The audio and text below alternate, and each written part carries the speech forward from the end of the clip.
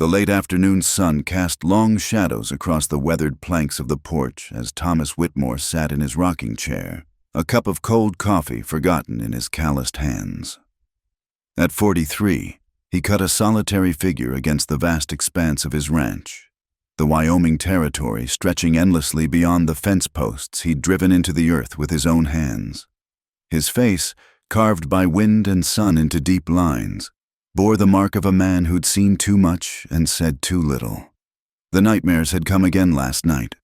They always did when the spring rain started, when the distant rumble of thunder echoed across the plains like the hoofbeats of phantom horses. 23 years had passed, but his body still remembered the terror of that day, the way the water had risen so fast, so mercilessly, turning a peaceful creek into a roaring monster that swallowed everything in its path. Thomas closed his eyes, and he was 18 again, riding alongside his father, Samuel Whitmore, checking the cattle after a week of heavy rains. They'd been laughing about something. He couldn't remember what now, only that it was the last time he'd heard his father's laugh before the wall of water came crashing down from the hills above. The flash flood had caught them in the narrow canyon, their horses screaming as the current swept them off their feet. Thomas remembered the icy shock of the water, the way it filled his mouth and nose, the desperate struggle to keep his head above the churning brown torrent. His father's hand had found his for a moment, strong, reassuring, before the current tore them apart. He'd fought with everything he had, but the water was winning. His strength was failing, his waterlogged clothes dragging him down. The last thing he remembered was slamming into a fallen cottonwood, the breath knocked from his lungs, darkness creeping in from the edges of his vision. Then there were hands, small, strong hands, pulling him from the water. 3 figures moving with swift efficiency, speaking in a language he didn't understand. Native women, their faces painted with symbols he'd never seen, their dark eyes filled with a fierce determination as they dragged his half-drowned body onto higher ground. The eldest of them, her hair streaked with premature gray, had pressed her hands against his chest, forcing the water from his lungs until he coughed and gasped back to life. The youngest, barely more than a girl, had run sure-footed across the treacherous terrain to gather herbs and moss. The middle sister had built a fire with remarkable speed, her hands steady despite the continuing rain. They'd tended to him through the night, keeping him warm, forcing bitter tea between his chattering teeth, singing low songs that seemed to hold the fever at bay. Their faces had blurred in and out of his consciousness, sometimes clear as day, sometimes wavering like heat mirages. When morning came and the floods had receded, they'd helped him find his father's body downstream, caught in a tangle of debris. The women had stood silently as he'd wept, then helped him lift Samuel's body onto the back of his surviving horse. They'd walked with him to the edge of the canyon, pointing him toward home, then vanished back into the wilderness, as if they'd never existed at all. Thomas had tried to find them afterward. He'd returned to the canyon with gifts, blankets, food, his mother's silver locket, but found no trace. He'd asked in town, described them to anyone who would listen, but the responses were always the same. Shrugs, warnings about savages. Advice to count himself lucky and forget about it, but he'd never forgotten. Not their faces, not their kindness, not the debt he owed. They'd saved his life when they had no reason to, when most would have ridden past a white man's troubles without a second glance. They'd shown him mercy in a land that rarely offered any. The ranch had prospered in the years since. Thomas had inherited his father's land, added to it through hard work and careful dealing. He'd built a reputation as a fair man, if a solitary one. He'd never married, though not for lack of opportunity. The eligible daughters of neighboring ranchers had been paraded before him at church socials and barn dances, but something always held him back. Perhaps it was the memory of those dark, compassionate eyes. Perhaps it was the weight of an unpaid debt. Or perhaps it was simply that he'd learned, in that canyon, how quickly life could be swept away, and he'd never quite managed to let another person close enough to risk that kind of loss again. Thomas stood, his joints protesting after too long in the chair. The coffee had gone completely cold, and he tossed it over the porch rail, watching the dark liquid disappear into the dusty earth. In the distance, storm clouds gathered over the mountains, and he could smell rain on the wind. He walked to the barn to check on the horses, his hand unconsciously moving to the scar on his ribs where he'd hit the cottonwood all those years ago. The mark had faded but never disappeared, a permanent reminder of the day he should have died. Inside the barn, he paused at his father's saddle, still hanging on the wall where he'd placed it after the funeral. The leather had been carefully maintained, oiled and polished until it gleamed in the dim light. Next to it hung a small leather pouch, the medicine bundle one of the women had tied around his neck that night. He'd never opened it, never violated whatever sacred trust it represented. It was enough to know it was there, a tangible link to the three souls who'd given him back his life. As thunder rolled across the valley, Thomas Whitmore stood in the gathering darkness of his barn and whispered the same words he'd spoken every spring for 23 years. "I remember. I owe you a debt. If you ever need me, I'll find a way to repay it." The wind picked up, rattling the barn doors, carrying with it the scent of sage and something else, something that made him think of that night, of gentle hands and foreign songs and the gift of breath returning to his lungs. Somewhere out there, perhaps those women still lived. Perhaps they remembered the half-drowned boy they'd pulled from the flood. Perhaps someday he'd have the chance to balance the scales. The market day in Cheyenne was always a spectacle of noise and color, but this particular Saturday morning in early June carried an electric tension that made Thomas Whitmore's skin prickle with unease. He'd come to town for supplies, salt, coffee, ammunition, and a new bridle for his mare. But the usual bustle of commerce was overshadowed by a crowd gathering near the livestock pens. Thomas tied his horse to the hitching post outside Morrison's general store and made his way through the throng of townspeople. Men in dusty coats and women in calico dresses pressed forward, craning their necks to see whatever spectacle had drawn their attention. He heard fragments of conversation. "Caught him near Fort Laramie. Dangerous savages. Good money for the right buyer." That made his stomach turn. Pushing through to the front, Thomas felt his heart stop. 3 native women stood in an iron-barred wagon, their wrists bound with heavy shackles. Despite their circumstances, they held themselves with quiet dignity, their face masks of stoic endurance. But Thomas saw past the dirt and bruises, past the 23 years that had aged them all.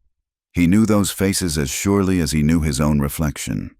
The eldest, her hair now fully gray, stood protectively in front of the others. The middle sister, her face harder now but still bearing the same determined set to her jaw, kept her eyes fixed on some distant point. The youngest, no longer a girl but a woman grown, had a fresh cut on her cheek that made Thomas's hands clench into fists. "Step right up, gentlemen." The trader, a greasy man named Josiah Murrow, whom Thomas knew by reputation, stood on a wooden crate like a carnival barker.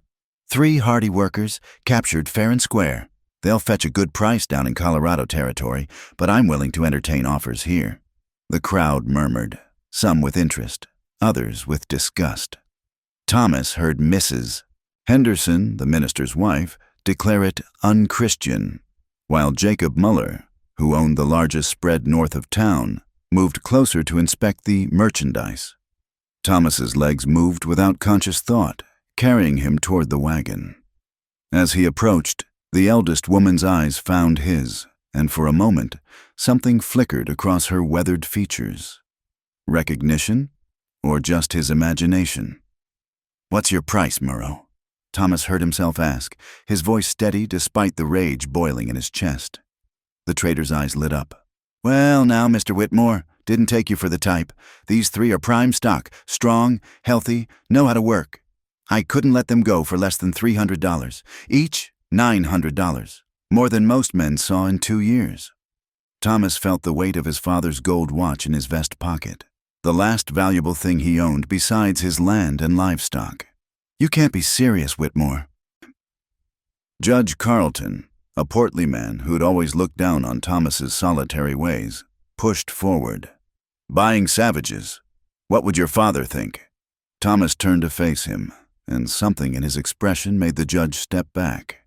"My father would think a man pays his debts, Judge. All of them." He pulled out the watch, its gold case gleaming in the morning sun. Samuel Whitmore's initials were engraved on the back, along with the date of his marriage to Thomas's mother. This, plus 200 in cash, for all three. Murrow's eyes fixed on the watch with naked greed. That's a fine piece, but it ain't worth... It's worth whatever I say it's worth. Thomas's voice carried the kind of authority that came from years of facing down storms, predators, and harder men than Josiah Murrow. That watch belonged to a Denver banker before my father won it in a card game. Check the maker's mark, Swiss, from Vacheron Constantin. You could sell it in San Francisco for $500 easy. The trader licked his lips, calculating. Around them, the crowd had grown quiet, watching this unexpected drama unfold. Thomas could feel their judgment, their confusion, their disgust. He didn't care. Plus, Thomas continued, I'll throw in my saddle, custom made by Hernandez in Santa Fe. That's another $100 value. Your saddle? Murrow's eyebrows rose. How you planning to ride home? I'll manage. Thomas held out the watch. Do we have a deal? Murrow reached for it, then hesitated. Why? Why these three? You could buy proper help for less. That's my business. Thomas's tone brooked no argument. Yes or no? The trader snatched the watch, examining it closely. Finding it genuine, he nodded. Deal, but you take them as is. I ain't responsible if they run off or cause trouble. Thomas was already moving toward the wagon. He climbed up, ignoring the gasps from the crowd, and looked at the three women. This close, he could see the fear behind their stoic masks, the exhaustion in their bodies. The youngest had been crying, tear tracks cut through the dirt on her face. I'm going to remove these, he said quietly, reaching for the shackles. He knew they might not understand his words, but he hoped they'd understand his intent. Please don't run. I need you to trust me, just for a little while. The eldest woman studied his face intently, then spoke in accented but clear English. We know you. The words hit Thomas like a physical blow. He fumbled with the lock on her shackles, his hands suddenly unsteady. You remember? The boy from the flood. Her voice was hoarse, probably from thirst. You lived. Because of you. The shackles fell away, and Thomas moved to free the others. All of you. The middle sister spoke then, her English more halting. Why, you here? Same reason you were there, Thomas replied, working on the last lock. Sometimes the Creator puts us where we need to be. The crowd had grown hostile now. He heard mutters of savage lover and worse. Someone threw a clod of dirt that struck the wagon's side. Thomas helped the women down, keeping his body between them and the increasingly ugly mob. You're making a mistake, Whitmore, Muller called out. They'll slit your throat in your sleep. Or worse, another voice added with a cruel laugh. Thomas turned to face them all, his hand resting on the butt of his pistol. Any man who's got a problem with my business is welcome to ride out to my ranch and discuss it. Any time. The threat in his voice was unmistakable. Thomas Whitmore might be a loner, but he was known as a crack shot and a man who didn't make idle threats. The crowd began to disperse, though not without continued muttering and dark looks. He led the women to his wagon, helped them climb in. The eldest paused before settling onto the bench. You give much, she said softly. Your father's gold. Your saddle. You gave me my life, Thomas replied. Gold's just metal, the saddle's just leather. Neither matters much compared to that. As he drove out of town, walking alongside the wagon since he'd traded away his saddle, Thomas felt the weight of what he'd done settling on his shoulders. He'd spent nearly everything he had, turned the entire town against him, complicated his life beyond measure. But when he glanced back and saw the three women sitting free under the vast Wyoming sky, their faces turned toward the mountains they'd been taken from, he felt something ease in his chest. A debt 23 years in the making had finally begun to be repaid. The eldest woman began to sing, a low, haunting melody that seemed to rise from the earth itself. Her sisters joined in, their voices blending in harmony that spoke of home, of loss, of hope renewed. Thomas walked on, leading them away from the hatred of the town and toward his ranch, where they could rest, heal, and decide their own fate. Behind them, Cheyenne buzzed with scandal. By nightfall, everyone would know that Thomas Whitmore had lost his mind, squandered his inheritance on 3 native women. They'd speculate about his motives, some assuming the worst, others simply baffled by his actions. But Thomas had learned long ago that a man's worth wasn't measured by what others thought of him. It was measured by how well he honored his debts, how faithfully he remembered those who'd shown him kindness when he deserved none. The sun climbed higher, warming their backs as they made their slow way home. And for the first time in 23 years, Thomas Whitmore felt the ghost of his father's approving hand on his shoulder, heard his voice on the wind. "Well done, son, well done." The small cabin sat a quarter-mile from the main house, nestled against a grove of cottonwoods that whispered secrets to the evening wind.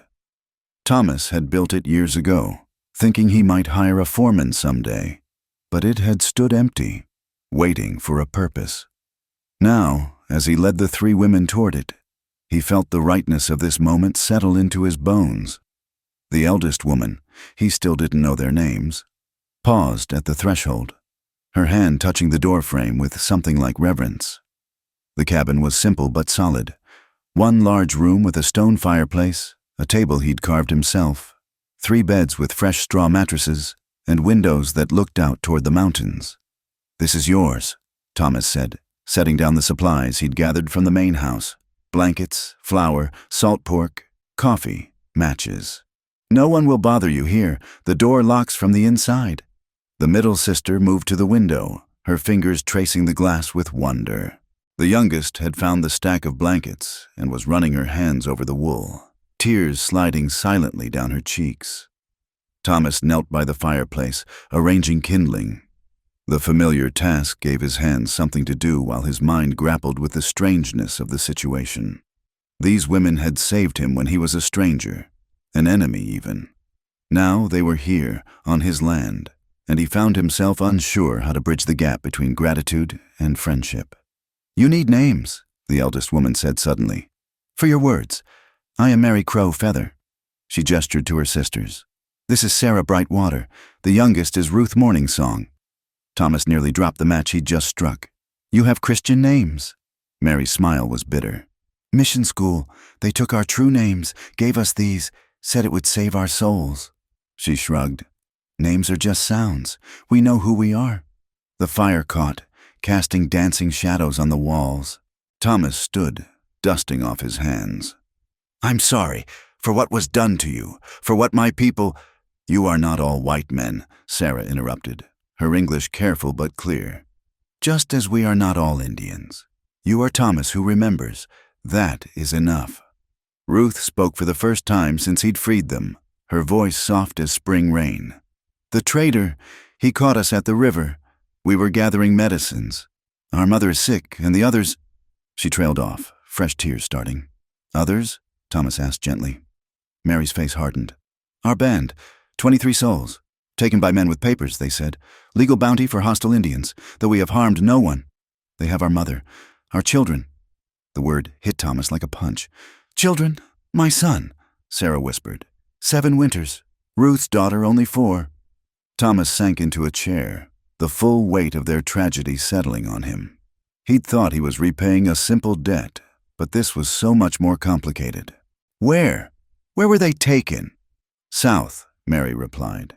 "Toward the Colorado Territory. The men spoke of a private prison, a work camp. They separated us because we fought, said we would bring less trouble apart." The fire crackled in the silence that followed. Thomas's mind raced. He had some money left, and he could sell cattle, but would it be enough? And even if it was, how could one man stand against whoever had orchestrated this? "Rest tonight," he said finally.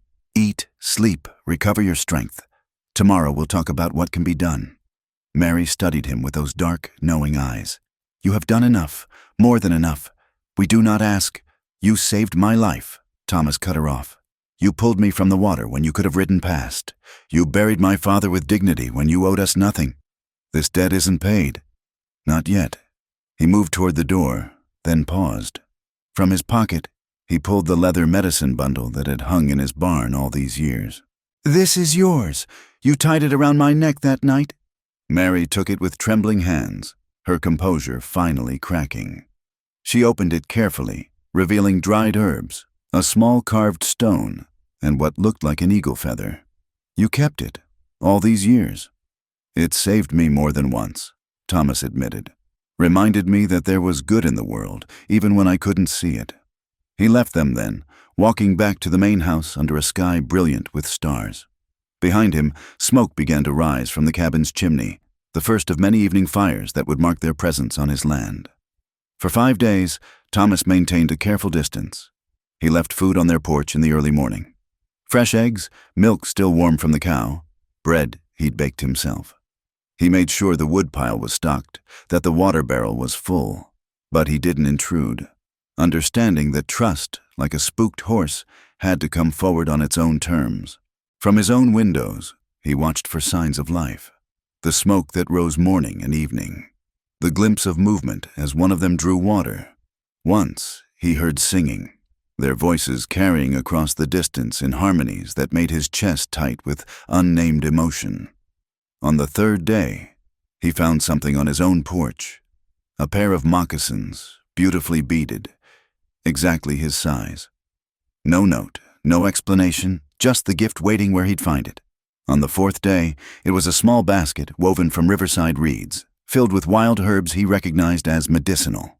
On the 5th morning, he woke to find all 3 women sitting on his porch, waiting. "We need to speak," Mary said without preamble. "About the others. About what must be done." Thomas invited them in, something shifting in his chest at the sight of them entering his home. He made coffee, strong and black, and set out chairs around his table. The morning sun slanted through the windows, illuminating motes of dust that danced like tiny spirits. Ruth reached into her dress and pulled out a piece of carved bone, no bigger than a child's palm.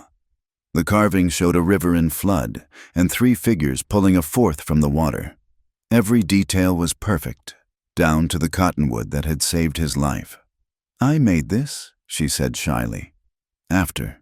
To remember." "It's beautiful," Thomas said, his voice rough. "Keep it," Ruth insisted. "It tells the story. Stories must be remembered." Sarah had been drawing in the dust on the table with her finger.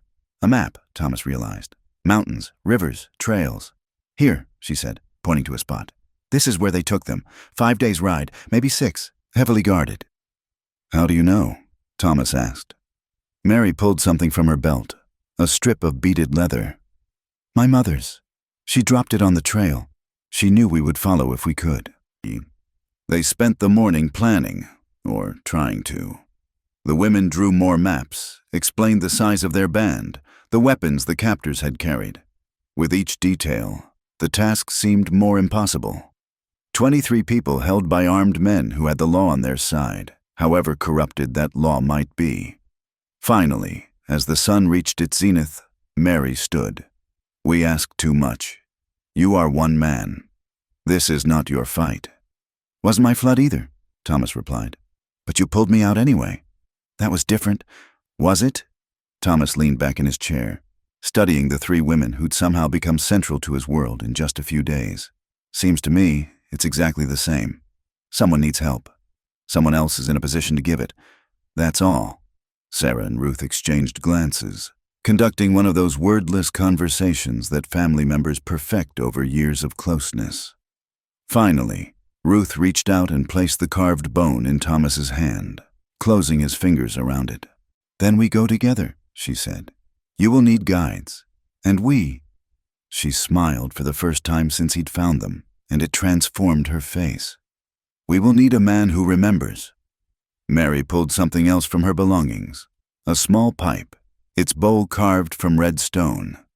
"But first we smoke, to seal the promise, to ask the spirits for guidance, to remember that some bonds are stronger than blood."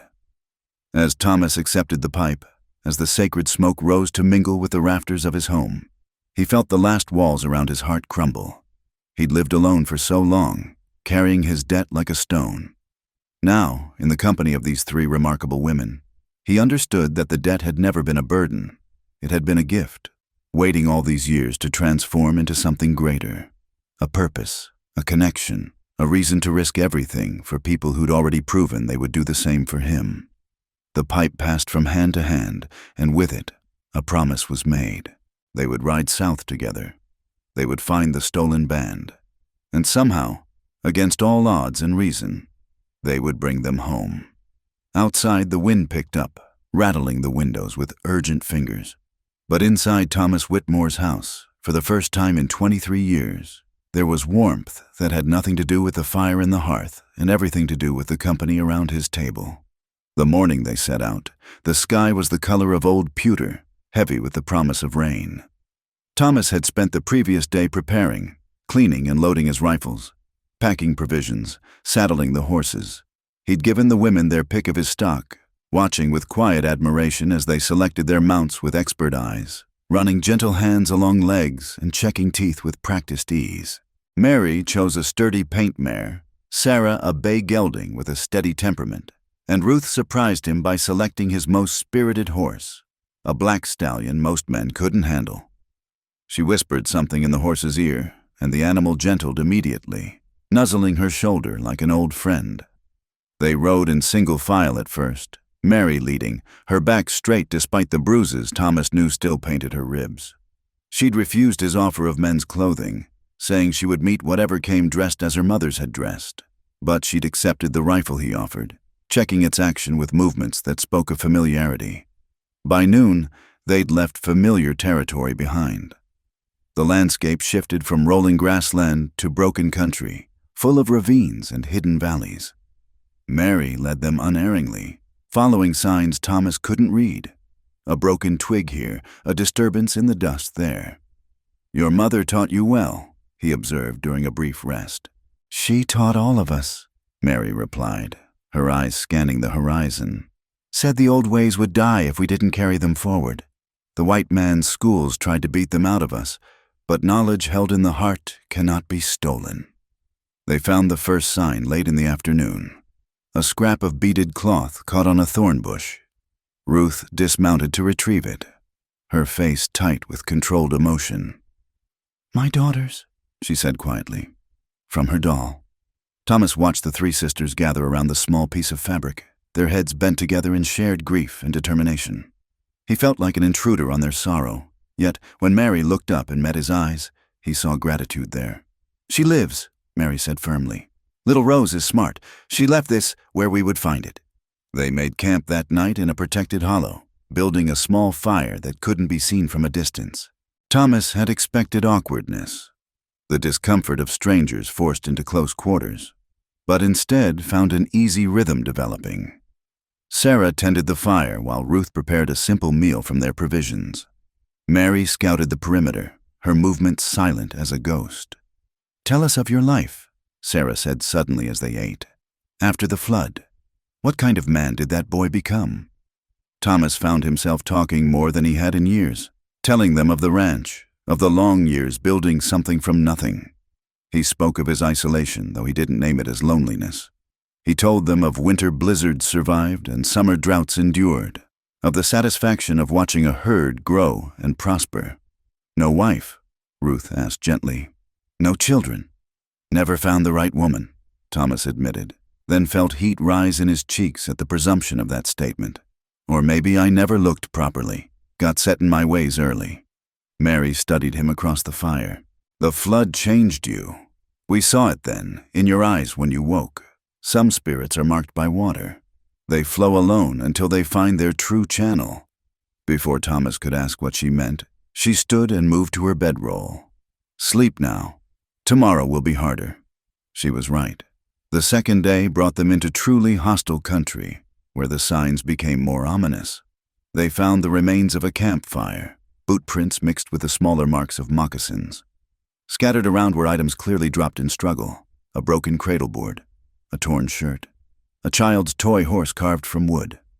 Sarah picked up the toy, her knuckles white around it. "My son made this, his first carving." Her voice broke on the last word. They pushed harder after that, riding until the last light faded from the sky.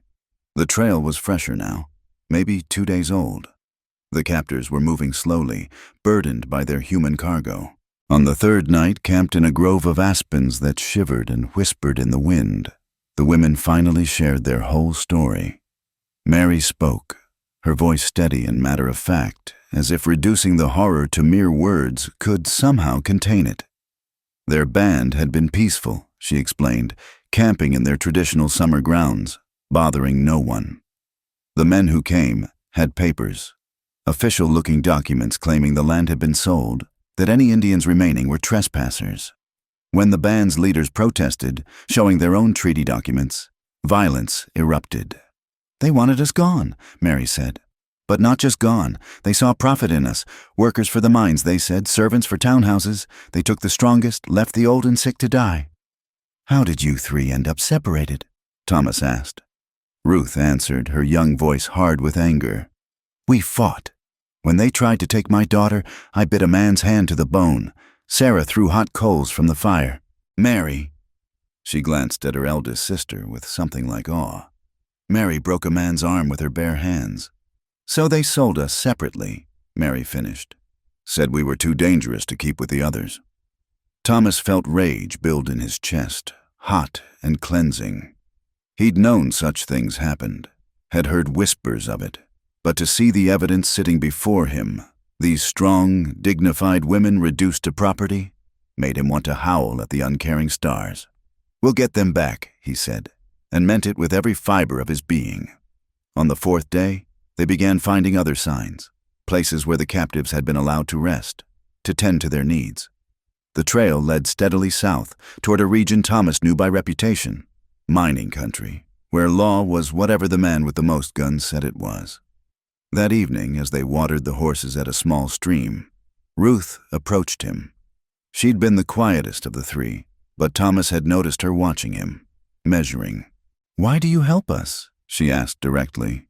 The truth now, not just the debt. Thomas considered lying, giving her the easy answer, but something in her dark eyes demanded honesty. "Because for 23 years I've been half alive. Going through the motions, building a life that looked successful from the outside but felt empty within, when I saw you in that cage." He struggled for words. It was like waking up, like finally having a purpose that mattered. Ruth nodded slowly.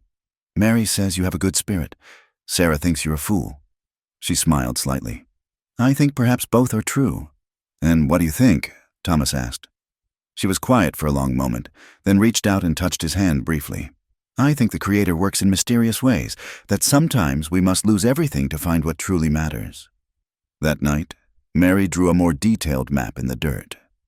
"Tomorrow, maybe the day after, we'll reach them. There will be guards, dogs perhaps. We need a plan better than riding in with guns blazing." They talked until the fire burned low, strategizing, arguing, refining. Thomas found himself impressed again and again by their intelligence, their knowledge of terrain and tactics. These women were warriors in their own right, tempered by hardship, but not broken by it. As they prepared for sleep, Sarah began to sing, a low, mournful song that seemed to pull the very stars closer to earth. Her sisters joined in, their voices blending in harmonies that spoke of loss and hope, intertwined. Thomas lay on his bedroll, letting the music wash over him, feeling something fundamental shifting in his understanding of the world. He thought of his father, wondered what Samuel Whitmore would think of his son's choices. The old man had been fair-minded but practical, unlikely to risk everything for strangers. But then Thomas remembered something his father had said once, after helping a neighbor whose barn had burned. "A man's wealth isn't in what he keeps, son. It's in what he's willing to give." The singing faded, replaced by the night sounds of the wilderness. Somewhere in the darkness, an owl called, and its mate answered. Thomas closed his eyes, his hand resting on the carved bone in his pocket, and prepared himself for whatever tomorrow would bring. They were close now. He could feel it in the tension that radiated from the women, in the way they checked their weapons with increasing frequency. Soon, they would find the stolen band. And then, one way or another, the debt that had shaped his life for over 2 decades would finally come due. The 5th day dawned blood-red, the sun struggling through a haze that spoke of distant fires. Thomas woke to find Mary already up, standing motionless at the edge of their camp, her face turned toward the wind. When she finally spoke, her voice was tight with controlled fury. "They burned something, cedar and sage, sacred things."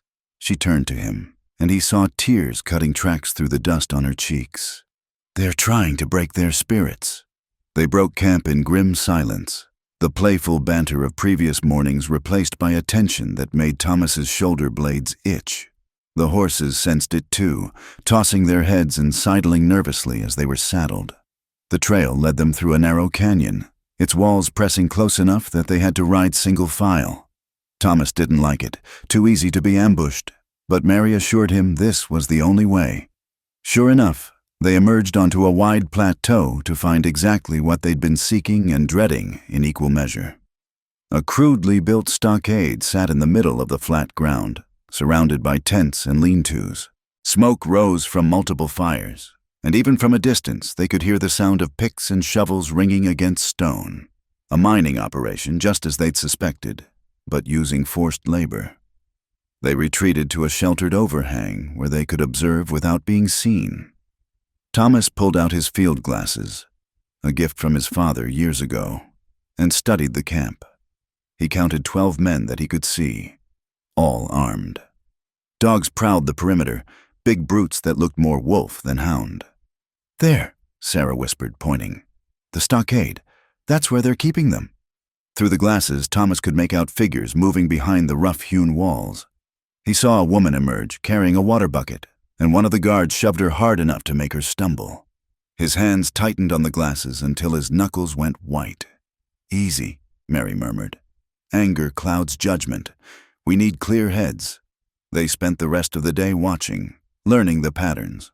Guards changed every 4 hours. The dogs were fed at sunset. There was a gap in the patrols just before dawn when the night guards grew sleepy and the day guards hadn't yet taken their positions. As darkness fell, they made a cold camp in a cluster of boulders overlooking the site. No fire, no hot food, nothing that might give away their position. They huddled together for warmth, speaking in whispers. "We need a distraction," Thomas said. "Something to draw off most of the guards." Ruth, who'd been silent most of the day, suddenly spoke up. "The horses. They've got them penned on the south side. If they got loose—" "Stampede," Sarah finished, a grim smile touching her lips. "In the confusion, we could reach the stockade." They refined the plan as the stars wheeled overhead. It wasn't perfect. Too many variables, too many things that could go wrong. But it was what they had. Thomas cleaned and loaded his weapons one more time, the familiar ritual calming his nerves. "You could still leave," Mary said quietly, sitting beside him. "This isn't your fight. You've done more than enough by bringing us this far." Thomas looked at her, this woman who'd saved his life when she had no reason to, who now sat prepared to risk everything for her people. 23 years ago, you could have said the same thing. This wasn't your flood. That drowning boy wasn't your responsibility. That was different. "No," Thomas interrupted gently. "It wasn't, and you know it wasn't." He checked the load in his rifle one more time. "I've been running from really living ever since that day, afraid to care too much, risk too much. But you showed me something in that canyon, that sometimes the only choice worth making is the dangerous one." Mary was quiet for a long moment. Then she reached out and took his hand, her calloused fingers warm against his. "If we don't survive tomorrow—" "We will," Thomas said firmly. "But if we don't," she continued, "I want you to know that pulling you from that water was the best thing I ever did. Not because of this, not because you're helping us now, but because you deserve to live. You were meant to live." Before Thomas could respond, she squeezed his hand once and moved away, settling near her sisters.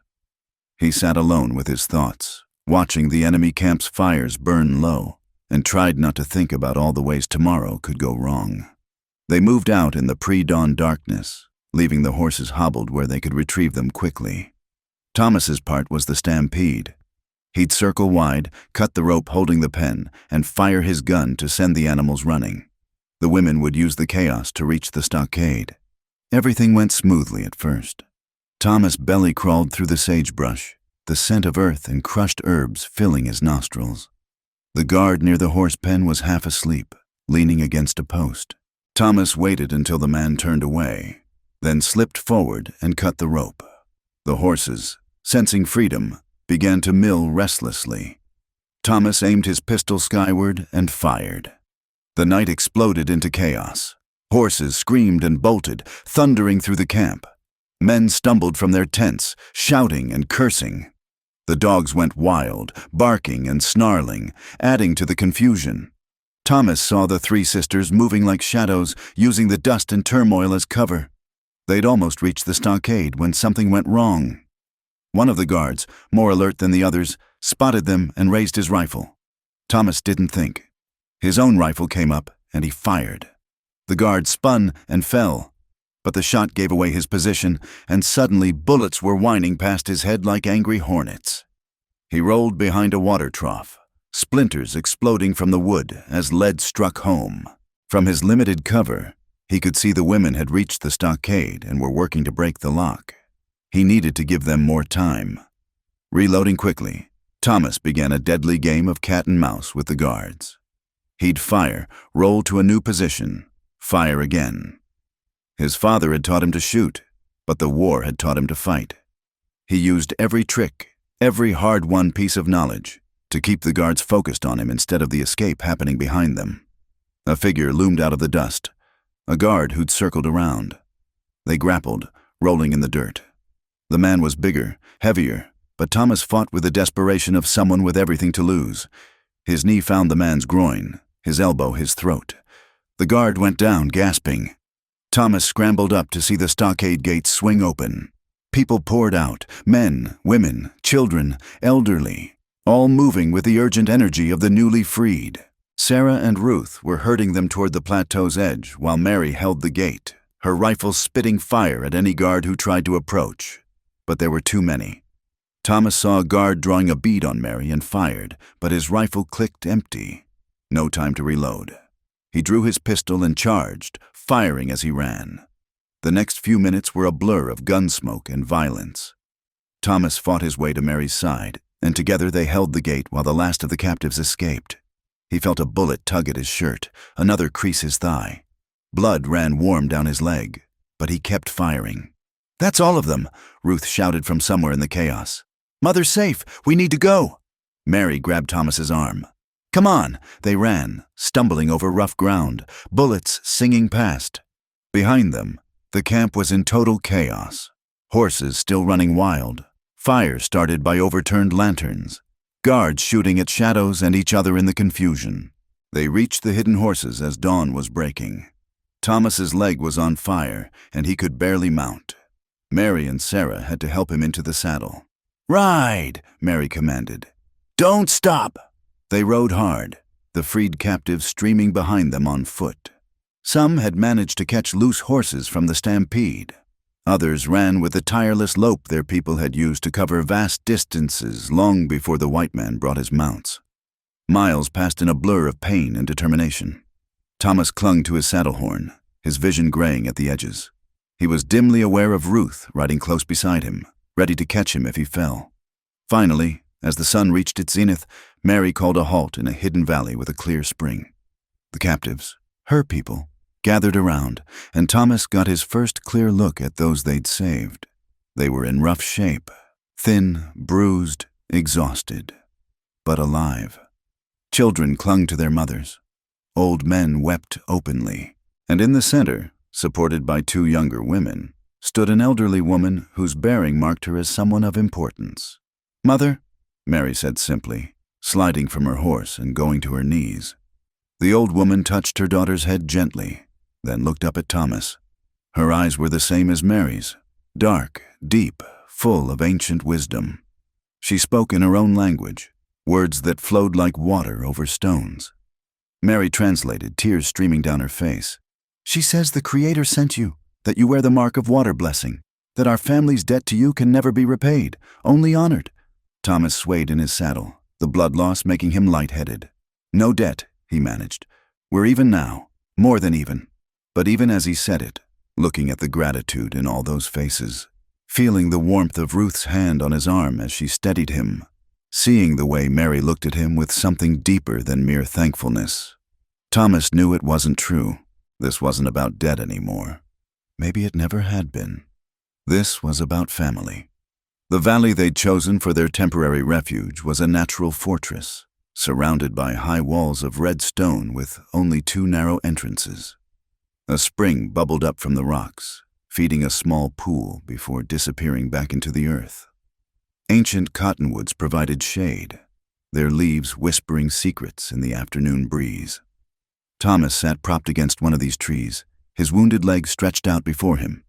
Mary knelt beside him, her hands gentle but firm as she cleaned the bullet graze with water heated over a small fire. The pain was sharp enough to make him grit his teeth, but he held still, watching her work. "You're lucky," she said, not looking up from her task. "An inch to the left and it would have hit the artery."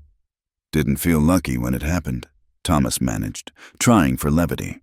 Ruth appeared with a wooden bowl filled with some kind of paste that smelled of pine and something else, sharp and medicinal. "Mother made this," she said, handing it to Mary. "For the wound." As Mary applied the poultice, Thomas looked around the makeshift camp. The rescued band had organized themselves with remarkable efficiency. Shelters were being constructed from branches and blankets. A group of women tended a central fire where a pot of something fragrant bubbled. Children, despite their ordeal, had begun to play quietly near the pool. Sarah was deep in conversation with several men, their hands moving as they talked, clearly planning something. When she caught Thomas watching, she broke away and approached. "Scouts," she explained, settling cross-legged near him. "We need to know if they're following, and—" She hesitated, then continued. "We need to decide what comes next." "Your land," Thomas said immediately. "We'll get you back to your territory." Mary and Sarah exchanged one of those wordless communications that never failed to fascinate him.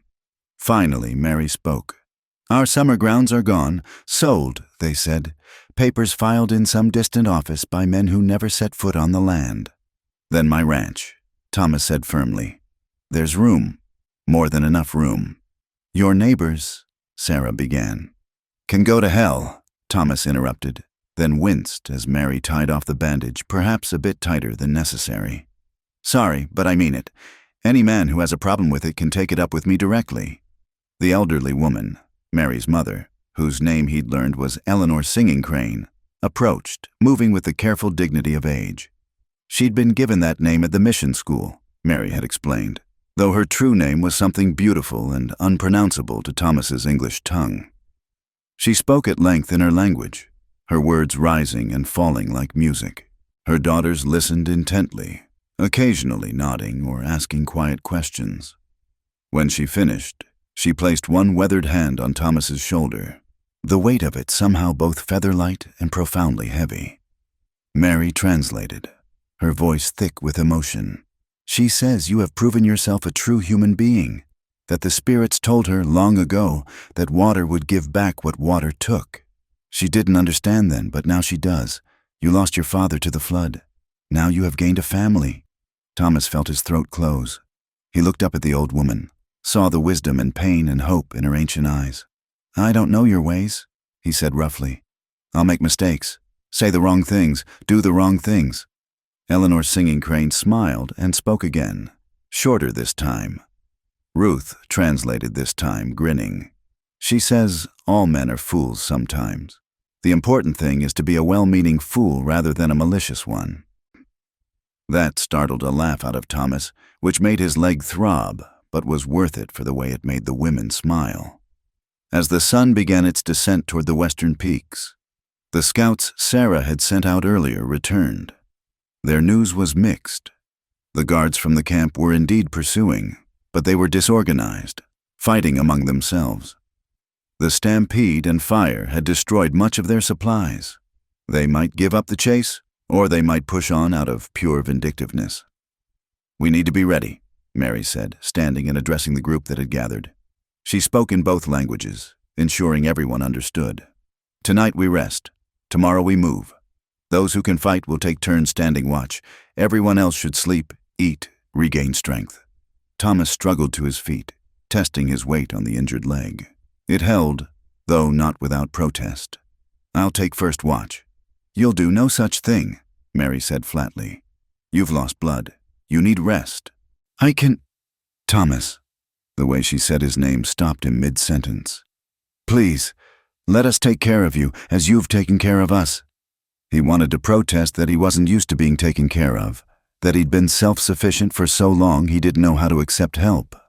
But looking at the determination in her face, the concern in Ruth's eyes, the mild amusement in Sarah's expression, he realized that accepting care might be its own form of strength. That night, as darkness settled over the valley like a blanket, Thomas found himself at the center of something he'd never expected. The band had arranged themselves in a protective circle, families clustered together, sharing what little food they had. Someone had given him a place near the fire, close to Mary and her family. A young boy, perhaps 7 years old, approached shyly. Sarah smiled and beckoned him closer. "My son," she said softly. "James, little eagle. James, this is the man who helped bring you home." The boy studied Thomas with solemn dark eyes, then reached into his shirt and pulled out something. The wooden horse Thomas had seen at one of the abandoned campsites. Without a word, James placed it in Thomas's hands, then darted back to his mother's side.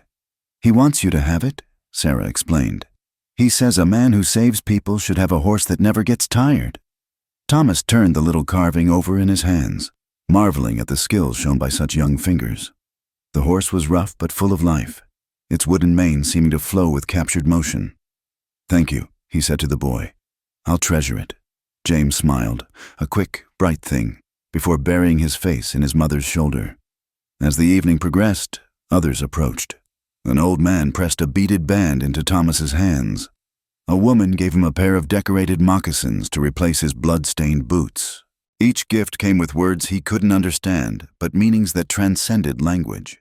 Gratitude, acceptance, welcome. Ruth's daughter, little Rose, fell asleep in her mother's lap, but not before reaching out to pat Thomas's hand with her small one, as if to assure herself he was real. "This is too much," Thomas said quietly to Mary as the gifts piled up beside him. "I didn't do this for reward." "No," Mary agreed. "You did it because it was right. That's precisely why you must accept these gifts.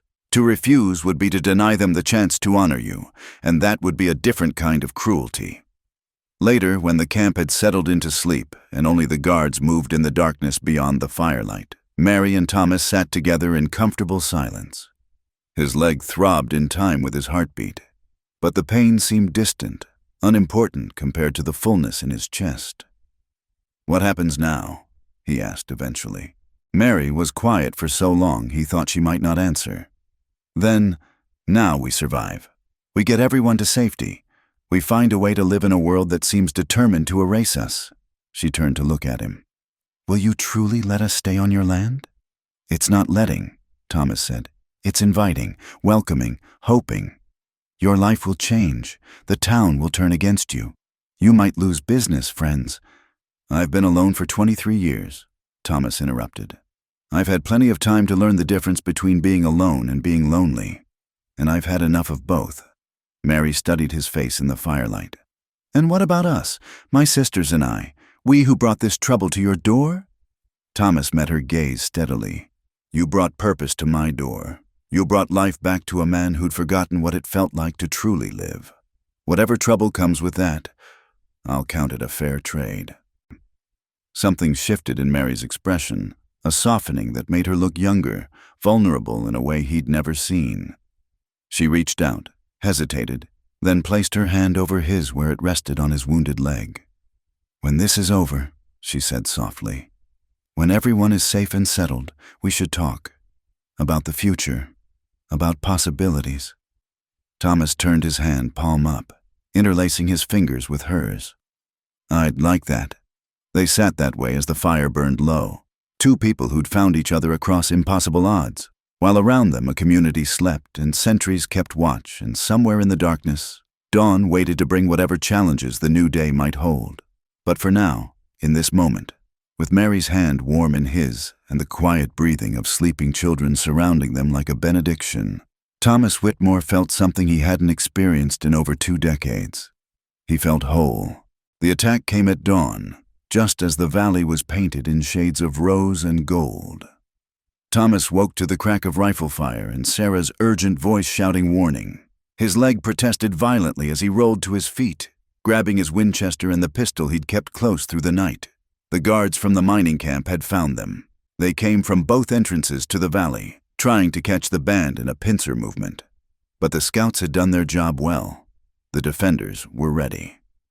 Thomas took position behind a fallen log, Mary beside him with her own rifle. The women and children were already moving toward the center of the camp, where the large boulders provided better cover. Eleanor Singing Crane directed the evacuation with calm authority, her presence steadying the frightened. "How many?" Thomas asked, sighting down his rifle barrel. 15, maybe 20, Mary replied, her voice steady despite the chaos. They split their force, foolish. The first wave of attackers came across the open ground, expecting to find easy victims. Instead, they met disciplined fire from the defenders. Thomas picked his targets carefully, making each shot count.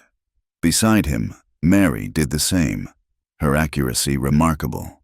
But the attackers had superior numbers and weapons.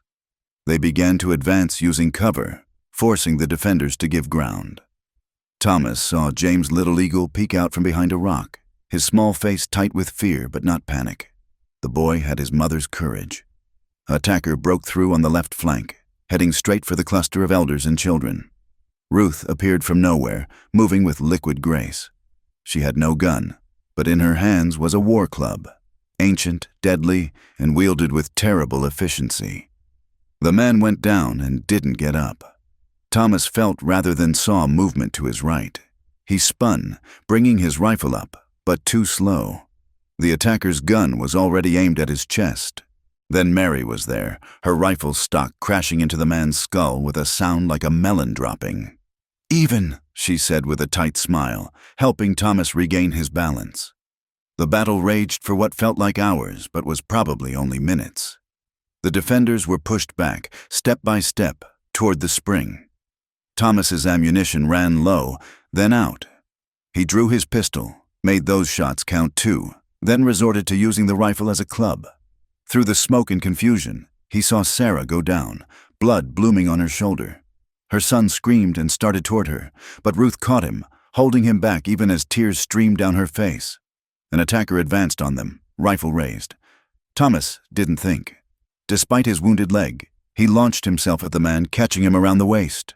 They went down hard, rolling in the dirt. The man was bigger, stronger, and Thomas's injured leg betrayed him at a crucial moment. The attacker ended up on top, hands around Thomas's throat. The world began to go gray at the edges. Thomas clawed at the hands, cutting off his air, but his strength was failing. Then, suddenly, the pressure was gone. The man toppled sideways, revealing Eleanor Singing Crane standing behind him, a bloody rock in her weathered hands. She helped Thomas sit up, speaking rapidly in her own language. He didn't need translation. Her meaning was clear. Get up, keep fighting, protect the people. Thomas struggled to his feet to find the tide had turned.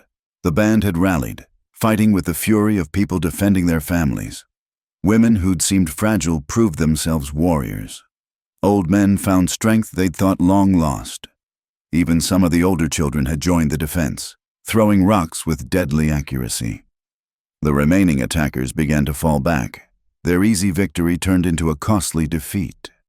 As they retreated toward the valley entrance, Thomas heard one shout, "It ain't worth it. They're fighting like demons. Let them go." Mary commanded as some of the younger men made to pursue. "We've won. Don't turn victory into disaster." As the dust settled and the gun smoke cleared, the cost became apparent. 3 of the band had died defending their families. Several more were wounded, including Sarah, who sat propped against a rock while Ruth tended her shoulder, tears still wet on both their faces. Thomas limped over to them, dropping heavily beside Sarah. "How bad?" "Clean through," Ruth said, her hand steady despite her emotions. "She'll heal." Sarah managed a weak smile. "You fight well for a white man who raises cattle." "You fight well for anyone," Thomas replied, which earned him a slightly stronger smile. Mary appeared, blood on her dress that wasn't her own, her face drawn with exhaustion and grief. "We need to move. They might return with more men." "Can the wounded travel?" Thomas asked. "They'll have to." She looked at her mother, who was organizing the survivors with remarkable efficiency despite having just killed a man to save Thomas's life. "We've survived worse." They broke camp within the hour, fashioning travois for the wounded who couldn't ride. Thomas gave up his horse to one of them, choosing to walk despite his leg. When Mary protested, he pointed out that he'd traded away his saddle anyway. The journey that followed was a test of endurance. They moved slowly, carefully, always watching for pursuit that never came. Perhaps the survivors of the attack had decided 23 native souls weren't worth dying for. Perhaps they'd simply gone to find easier prey. On the second day, as they crested a rise, Thomas's ranch came into view in the distance. He'd never been so glad to see the weathered buildings, the familiar fence lines, the smoke rising from his chimney where he'd banked the fire before leaving. "Home," he said quietly. Mary stood beside him, her hand finding his. "Your home? Are you certain?" "Our home," Thomas corrected firmly. "All of us." Eleanor Singing Crane approached, moving with the same dignity despite exhaustion and the blood still staining her hands. She spoke at length, her words flowing like water. Mary translated, her voice thick with emotion. "She says the debt of water has been paid in blood. You offered your life for our freedom. We offered ours for your survival. Now we are bound by something stronger than debt. We are bound by choice, by sacrifice, by the spirits that brought us together." The old woman reached out and placed her hand on Thomas's chest, directly over his heart. She spoke again, softer this time. "She gives you a name in our tongue," Ruth translated, having joined them. "Stands against storm, because you do not bend when the winds of hatred blow." Thomas felt his eyes burn with unshed tears.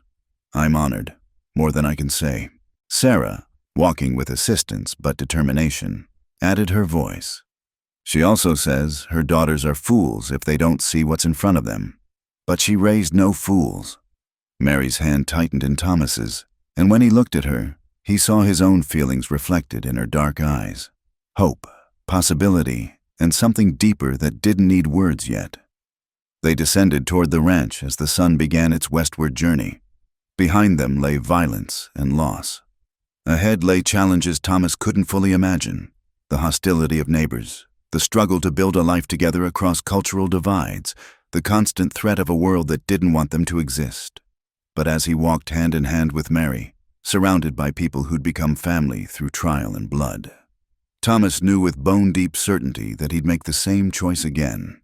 Every bruise, every scar, every drop of blood had been worth it to reach this moment. The boy he'd been had died in a flood 23 years ago. The man he'd become had been reborn through the kindness of strangers who became saviors. And now, approaching his ranch with those same saviors as family, Thomas Whitmore understood that some debts could never be repaid. They could only be transformed into something greater. "Welcome home," he said to the assembled band as they reached his gate. Then, looking directly at Mary, Ruth, and Sarah, the three women who'd saved him in more ways than one, he repeated softer, "Welcome home." Eleanor Singing Crane spoke one last time, and this time Thomas understood without translation. Her gesture encompassed the land, the buildings, the people, and the two hands still clasped together. "Yes," Thomas agreed, pulling Mary closer as they walked through the gate together. "This is where we belong." 6 months had passed since that bloody dawn in the valley. The first snows of winter dusted the peaks surrounding Thomas's ranch, transforming the landscape into something clean and new. From where he stood on the porch, Thomas could see smoke rising from multiple chimneys. The original cabin, the main house, and 3 new structures they'd raised together during the long summer months. The sound of children's laughter drifted across the cold air. James Little Eagle and Rose were building snow figures near the barn, their giggles punctuating the quiet morning. Other children had joined them, the Hawkins boys from 2 ranches over, whose father had been the first neighbor to break the wall of hostility. "Never thought I'd see the day," Jake Hawkins had said that first visit, hat in hand. "But my boys came home talking about an Indian kid who'd saved them from a rattler. Figure any folk who'd raise a boy to do that are folk worth knowing." It hadn't all been that easy. They'd lost business at first, faced cold shoulders in town, even had fences cut one night by cowards who didn't dare show their faces in daylight. But slowly, Gradually, things had shifted. The quality of Thomas's cattle hadn't changed. His word was still good. And the sight of the band working alongside him, building something lasting and real, had begun to soften even the hardest hearts. Mary emerged from the house, carrying 2 cups of coffee. She moved with the easy grace he'd never tired of watching, her traditional dress now supplemented with a heavy wool shawl against the cold. She'd kept her own ways while adapting to ranch life, creating a blend that was uniquely hers. "You're up early," she said, handing him a cup. "Couldn't sleep," Thomas admitted. "Today's the day." She smiled, understanding immediately. Today, Minister Harrison would arrive from Cheyenne to perform a ceremony that would be recognized by the territorial government. They'd already been married according to her people's traditions. A beautiful ceremony under the stars with Eleanor Singing Crane presiding. But Thomas wanted Mary to have every protection the law could offer, little as that might be. "Nervous?" she teased gently. "Terrified," he admitted, which made her laugh. Sarah appeared around the corner of the house, her arm still weak from her wound, but healing well. "Ruth says if you're planning to stand out here mooning at each other all morning, breakfast will get cold." The kitchen was warm and full of life. Ruth commanded the stove with the same efficiency she'd once brought to warfare, while Eleanor Singing Crane sat at the table, teaching young Rose the finer points of beadwork. The old woman had adapted to ranch life with remarkable ease, though she still insisted on sleeping in the traditional shelter they'd built behind the main house. "Mr. Whitmore!" James Little Eagle burst through the door, snow in his dark hair. "Riders coming! Lots of them!" Thomas tensed, his hand moving instinctively toward where his gun belt would hang. But Mary touched his arm, pointing out the window. "Look closer." The riders were their neighbors, not just Jake Hawkins, but the Millers, the Andersons, even Judge Carlton looking uncomfortable on his horse. They came bearing packages and parcels, and Thomas realized with a start what this was. "A shivaree," he breathed. "They're here for the wedding." In the end, nearly 40 people gathered in Thomas's main room, which had never held so many souls. Minister Harrison, a young man with kind eyes and an open mind, performed the ceremony with simple dignity. When he asked if anyone objected, the silence was profound and peaceful. Thomas spoke his vows while looking into Mary's eyes, seeing in them the same strength and compassion that had saved him twice, once from drowning, once from a life half-lived. When she spoke hers, her voice was strong and clear, each word a promise and a declaration. "You may kiss your bride," Minister Harrison said with a smile. As Thomas leaned in, Mary whispered, "No more debts between us, only love." The celebration that followed was unlike anything the ranch had ever seen. Tables groaned under the weight of food, traditional dishes from the band mixed with offerings from the neighbors. Music filled the air, fiddles mixing with drums in combinations that shouldn't have worked but somehow did. Judge Carlton, several drinks in, cornered Thomas near the fireplace. "I owe you an apology, Whitmore. I was wrong about a lot of things." Thomas accepted the offered hand. "We all have room to learn, Judge." "Indeed." The older man glanced around the room, where white and native children played together while their parents talked and laughed. "This is how it should be. How it could be if we'd let it." As the sun set, painting the snow-covered land in shades of pink and gold, Thomas found himself on the porch again, this time with Mary pressed close against his side. The celebration continued inside, but they'd slipped out for a moment of quiet. "Do you ever regret it?" Mary asked softly. "The life you had before, quiet, simple, uncomplicated?" Thomas thought about it, then shook his head. That wasn't a life. It was an existence. Safe, maybe, but empty. He pulled her closer. "I spent 23 years feeling like I was drowning on dry land. You pulled me out of that flood, too." She turned in his arms, reaching up to touch his face. "We saved each other." Ruth appeared in the doorway, grinning.